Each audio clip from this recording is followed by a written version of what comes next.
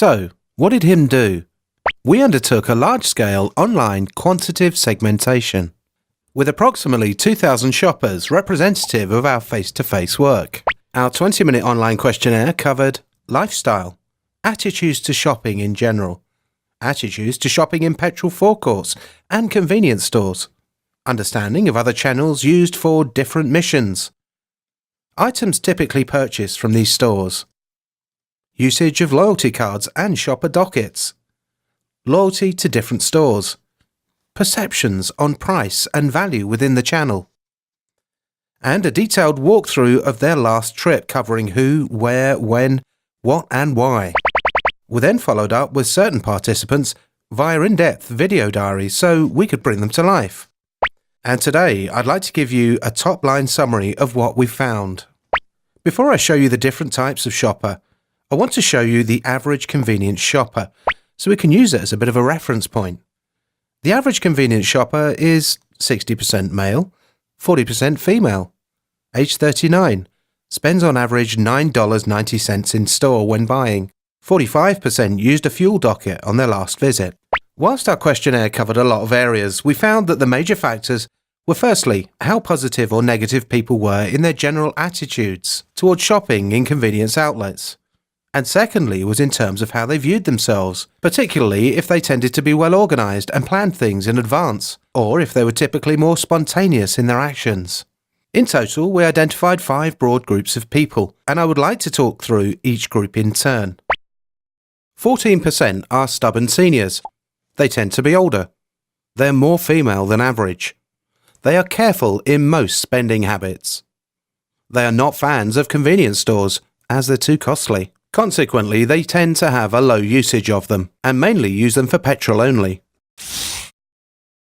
30% are organic organisers. They are more female than average. They are mid-income earners. They tend to be fairly healthy. They are highly organised in terms of shopping and they write lists.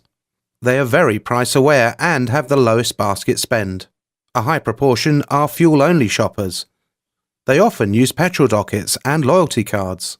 When they do visit, they want to get in and out with speed. 17% are reluctant impulsives. They tend to be more male. They are mid-income earners. They're not especially healthy. They don't plan in advance, so they end up buying lots outside of home.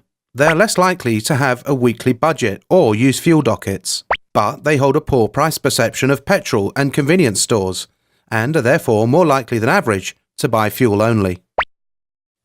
15% are instant gratifiers. They tend to be more male. They are typically aged 25 to 44 and are in full-time employment and are high-income earners. They're also very busy and want their lives made as easy as possible and will pay a premium to do so. Convenience stores save them valuable time over supermarkets. They want the big brands they trust and to find them easily. They are more likely than most to use P&C for shop purchases only. They often eat on the go. They are the least likely to use a fuel docket or loyalty card. They will buy from whoever is the most convenient at the time. 24% are thrill seekers. These are the youngest group. They are the lowest earners, yet they have the highest basket spend. They are most likely to buy from the shop. They buy a lot outside of home and from various outlets. They believe that C-stores offer good value for money and save them time. They are happy to buy premium products, but promotions are also incredibly important to this group. In fact, they buy more promotions than all other groups. They're also highly represented in many categories. They're tech-savvy and more likely to use their phone to access offers. They are regular and valuable shoppers. Keep them intrigued. In terms of next steps, for our supplier clients, we'll be overlaying this segmentation in the context of their categories. Then, in February, we'll launch our shop waves, where we will start to overlay this information against all of the P&C retailers. We will track the key shopper trends amongst the segments quarterly and overlay categories as well as larger brands within those categories.